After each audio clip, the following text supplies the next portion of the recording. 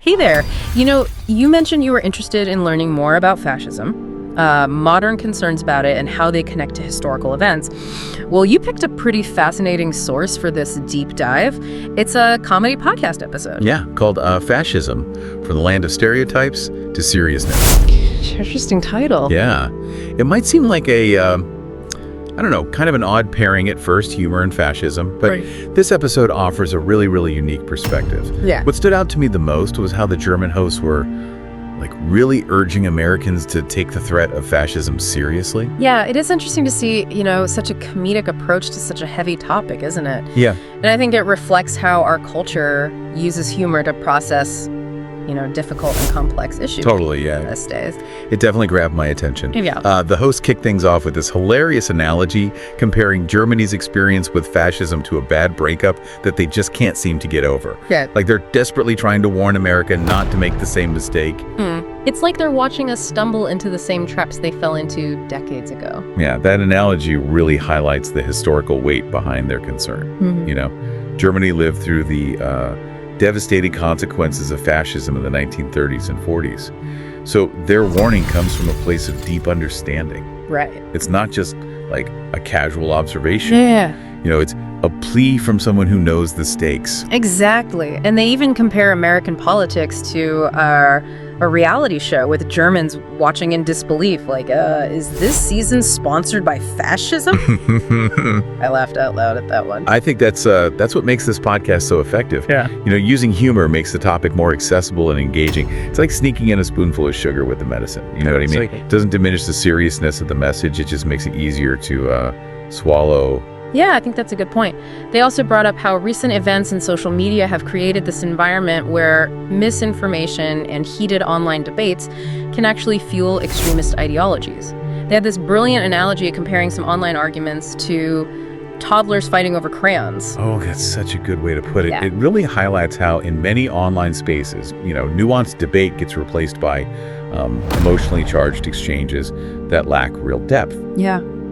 We need to remember that online platforms can be manipulated, and sometimes these seemingly trivial online spats can be an indicator of something more serious brewing beneath the surface. Right. And to unpack that idea even further, they bring in a guest expert, a historian and comedian named Professor Zane.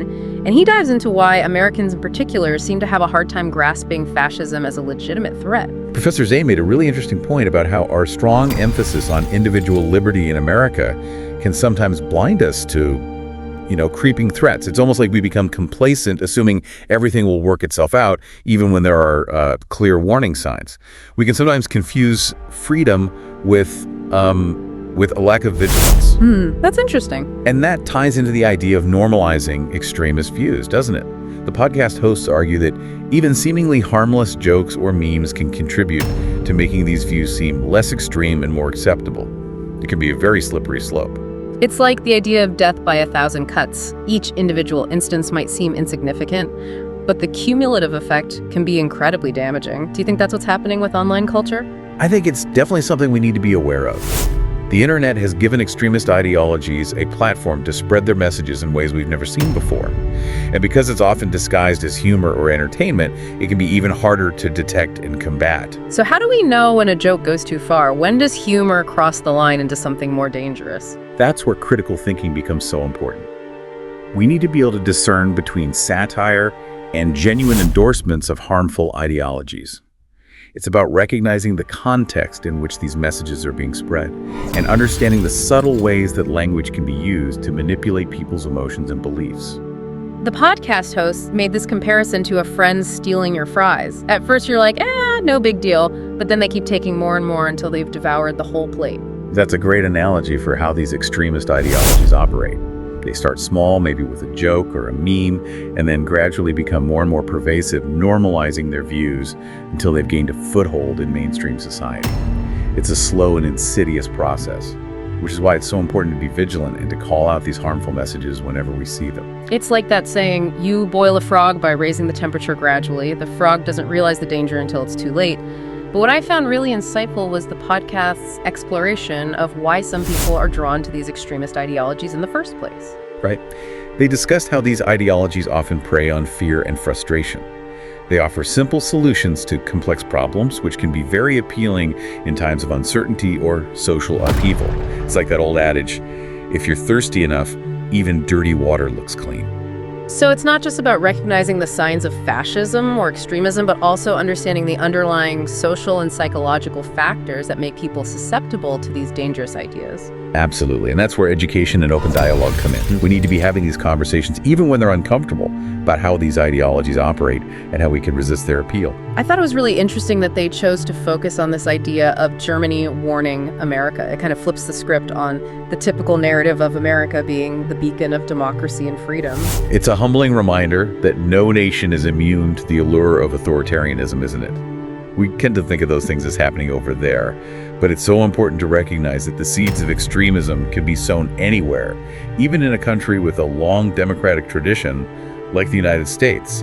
And that's why I think this deep dive has been so valuable. It's given us a new perspective on a familiar topic, and it's challenged us to think critically about our own role in safeguarding democratic values, not just in the US, but globally. I agree. These conversations need to be happening everywhere, not just in academic circles or among political commentators. We all have a responsibility to educate ourselves and to speak out against injustice and oppression wherever we see it. You know, it's funny how they ended the episode with that joke about how nobody wants to see Fascism, the musical, hit Broadway anytime soon. Yeah, right. It's funny, but it also drives home the point that history often repeats itself in unexpected ways. And those echoes of the past, even when they show up in something like a musical, can have serious consequences. Right. It's like they're saying we need to be paying attention, like even to the things that seem absurd or over the top. Exactly. Because sometimes those seemingly ridiculous things can be early warning signs, canaries in the coal mine, so to speak. Yeah. So as we wrap up this deep dive, I'm curious what stood out to you from this episode. What's sticking with you? Well, I think the biggest takeaway for me was the power of perspective. You know, hearing Germans who've lived through the horrors of fascism pleading with Americans to take the threat seriously was a real eye-opener. I mean, it makes you realize that we all have blind spots, and sometimes it takes an outside perspective to help us see them. Right. It also underscores the fact that history isn't just a collection of dates and facts in a textbook. It's a living, breathing force that shapes our present and our future. Absolutely.